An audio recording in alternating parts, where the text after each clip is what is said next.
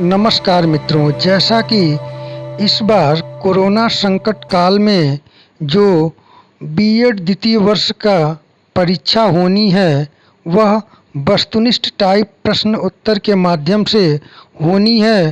तो आइए बीएड द्वितीय वर्ष के प्रथम प्रश्न पत्र, जिसका नाम है शिक्षण अधिगम के सिद्धांत एवं विधियाँ, उससे संबंधित महत्वपूर्ण प्रश्नों पर विचार करें। यहाँ पर प्रश्न और उसका सटीक उत्तर देने का प्रयास किया गया है, जो कि परीक्षा में आपको आसानी से याद रहेंगे और आप हल कर सकते हैं। तो पहला प्रश्न है, शिक्षण प्रक्रिया के पक्ष हैं। तो शिक्षण प्रक्रिया के 3 प्रमुख पक्ष होते हैं: शिक्षार्थी, शिक्षक और पाठ्यवस्तु। दूसरा प्रश्न है, शिक्षण कैसी प्रक्रिया है? तो शिक्षण एक सामाजिक प्रक्रिया है। तीसरा प्रश्न है, शिक्षण के अर्थ को हम कितने भागों में वर्गीकृत कर सकते हैं?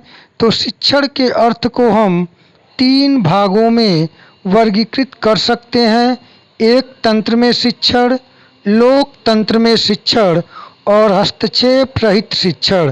एक तंत्र में शिक्षण जो होता है वह शिक्षक केंद्रित होता है, लोकतंत्र में शिक्षण विद्यार्थी केंद्रित होता है और हस्तक्षेप रहित शिक्षण में जो शिक्षण व्यवस्था के अनुरूप पाठ्यक्रम बना दिया गया रहता है, उसके आधार पर शिक्षण कार्य होता है।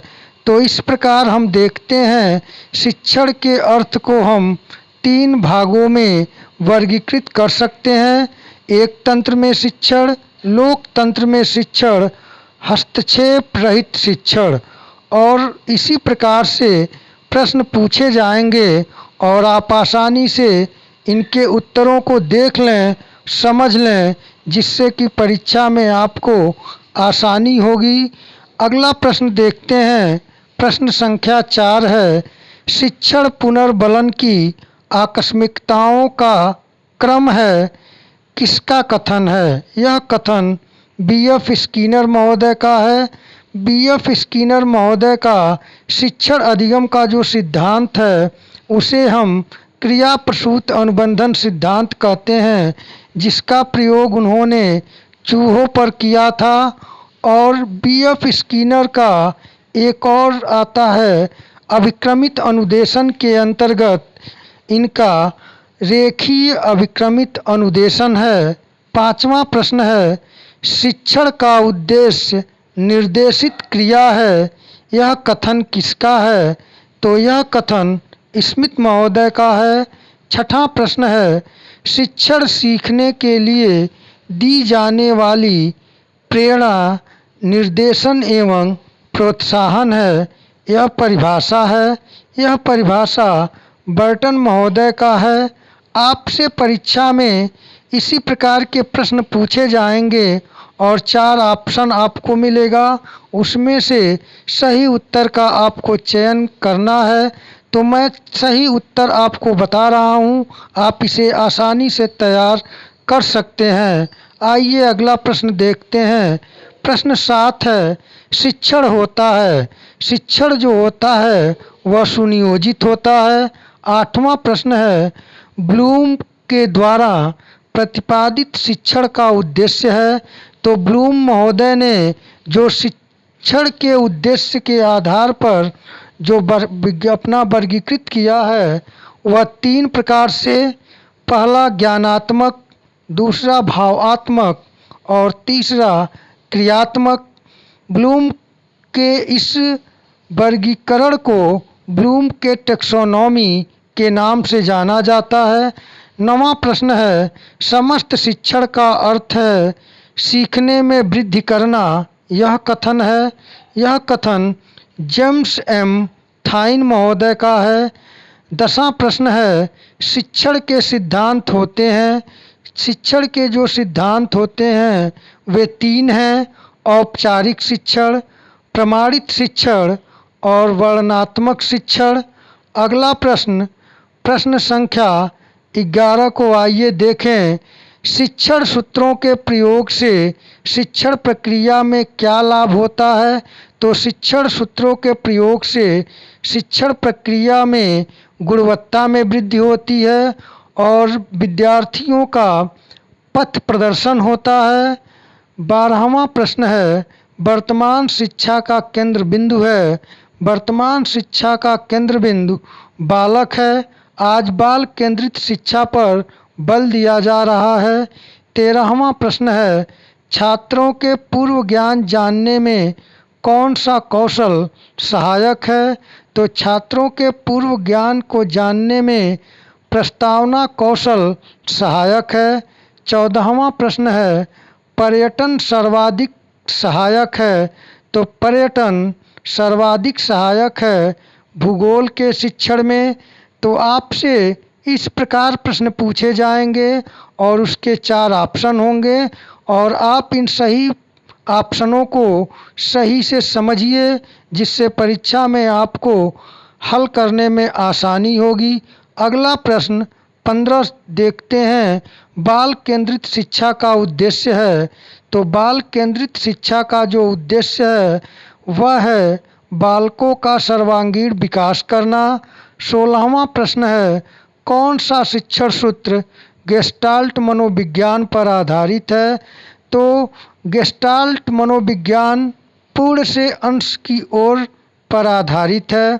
17वां प्रश्न है, शिक्षण की गति आधारित होनी चाहिए। तो शिक्षण की गति छात्रों की सीखने की गति पर आधारित होना चाहिए। प्रश्न संख्या 18 है, किसी देश की आधारशिला होती है उस देश की प्राथमिक शिक्षा। प्रश्न संख्या 19 है, विश्लेषण से संश्लेषण सूत्र प्रभावी किस विषय में होता है?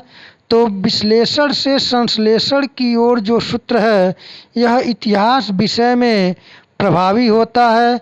इतिहास विषय के शिक्षण के दौरान अध्यापक से यह अपेक्षा की जाती है कि वह छात्रों को विश्लेषण से संश्लेषण सूत्र का प्रयोग करके शिक्षण कार्य करे, जिससे कि इतिहास विषय में छात्रों को अपने प्रश्नों को हल करने में और अपने कौशल को वृद्धि करने में सहायता प्राप्त होगी।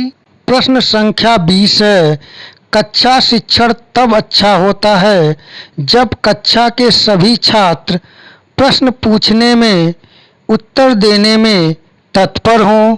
21वां प्रश्न है, उपचारात्मक शिक्षण का प्रमुख कार्य है दोषपूर्ण अध्ययन के प्रभाव को दूर करना। 22वां प्रश्न है, शिक्षण का मूलभूत सिद्धांत है। तो जो शिक्षण का मूलभूत सिद्धांत है उसे क्रियाशीलता का सिद्धांत कहा जाता है, क्योंकि यदि विद्यार्थी क्रियाशील होंगे तभी वह शिक्षण को बेहतर तरीके से कर सकेंगे और उन्हें बेहतर तरीके से अधिगम होगा। प्रश्न संख्या 23 है, क्रियापरक शिक्षण विधि का अर्थ है। तो क्रियापरक शिक्षण विधि का अर्थ है छात्र द्वारा अपनी क्रिया के द्वारा सीखना। प्रश्न संख्या 24 है, प्रस्तावना कौशल का प्रमुख घटक है। तो प्रस्तावना कौशल का सर्वप्रमुख घटक है कथनों में तारतम्यता। आइए अगले प्रश्न को देखा जाए।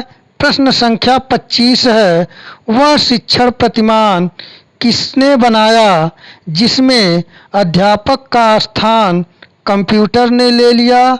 डेनियल डेविस ने। प्रश्न संख्या 26 है, शिक्षण प्रक्रिया को कौशल के रूप में किस संस्था ने सर्वप्रथम अध्ययन किया? तो वह स्टैनफोर्ड विश्वविद्यालय ने। 27वां प्रश्न है, छात्रों में प्रशिक्षण के समय विकसित किया जाता है। तो छात्रों में प्रशिक्षण के समय कौशल का विकास किया जाता है। प्रश्न संख्या 28 है, पाठ योजना का प्रथम बिंदु है। तो पाठ योजना का प्रथम बिंदु है प्रस्तावना प्रश्न। प्रस्तावना प्रश्न के माध्यम से पाठ योजना का प्रारंभ किया जाता है। प्रश्न संख्या 29 है, संपूर्ण जीवन ही शिक्षा है, यह कथन है, तो यह कथन स्पेंसर का है। प्रश्न संख्या 30 है, शिक्षण कौशल का विकास किया जाता है, तो शिक्षण कौशल का विकास छात्राध्यापक एवं छात्राध्यापिकाओं में सूक्ष्म शिक्षण द्वारा किया जाता है। प्रश्न संख्या 31 है, प्रस्तावना के प्रश्न होने चाहिए, तो प्रस्तावना के प्रश्न सरल से कठिन की ओर होने चाहिए। प्रश्न संख्या 32 है, बहुस्तरीय शिक्षण को कहा जाता है, बहुस्तरीय शिक्षण को मानसिक स्तरीय शिक्षण कहा जाता है। प्रश्न संख्या 33 है, शिक्षण प्रक्रिया का सबसे महत्वपूर्ण घटक है, तो शिक्षण प्रक्रिया का सबसे महत्वपूर्ण घटक है संप्रेषण। बिना संप्रेषण के शिक्षण प्रक्रिया हो ही नहीं सकती। प्रश्न संख्या 34 है, अर्जित ज्ञान को अस्थायी बनाने हेतु किस सिद्धांत का प्रयोग किया जाता है, तो अर्जित ज्ञान को अस्थायी बनाने हेतु आवृत्ति के सिद्धांत का प्रयोग किया जाता है। प्रश्न संख्या 35 है, शिक्षण की अवस्थाएं हैं, तो शिक्षण की जो अवस्थाएं हैं वे 3 हैं, पूर्व क्रिया अवस्था, अंतः क्रिया अवस्था और उत्तर क्रिया अवस्था। प्रश्न संख्या 36 है, शिक्षण के स्तर होते हैं, तो शिक्षण के स्तर 3 होते हैं, स्मृति स्तर का शिक्षण, बोध स्तर का शिक्षण और चिंतन स्तर का शिक्षण। प्रश्न संख्या 37 है, स्मृति स्तर के शिक्षण प्रतिमान को विकसित किया था, तो स्मृति स्तर के शिक्षण को हर्बर्ट महोदय ने विकसित किया था। प्रश्न संख्या 38 है, बोध स्तर शिक्षण प्रतिमान किसने विकसित किया था, बोध स्तर शिक्षण प्रतिमान मॉरिस ने विकसित किया था। प्रश्न संख्या 39 है, चिंतन स्तर के शिक्षण प्रतिमान को प्रतिपादित किया था, तो चिंतन स्तर के शिक्षण को हंट महोदय ने प्रतिपादित किया था। प्रश्न संख्या 40 है, रॉबर्ट ग्लेसर ने बुनियादी शिक्षण प्रतिमान को कितने भागों में बांटा है, तो रॉबर्ट ग्लेसर ने बुनियादी शिक्षण प्रतिमान को 4 भागों में बांटा है। पहला अनुदेशनात्मक उद्देश्य, दूसरा प्रारंभिक व्यवहार, तीसरा अनुदेशात्मक प्रक्रिया और चौथा निष्पादन मूल्यांकन। प्रश्न संख्या 41 है, किसने ग्लेसर के बुनियादी शिक्षण प्रतिमान को कक्षा कक्ष मीटिंग प्रतिमान नाम दिया है, तो यह नाम ब्रूस जायस तथा मोर्सा बेल ने दिया था। तो मित्रों, आज के इस वीडियो में इतना ही। अगले वीडियो में और महत्वपूर्ण प्रश्नों के साथ मिलेंगे। तब तक के लिए नमस्कार।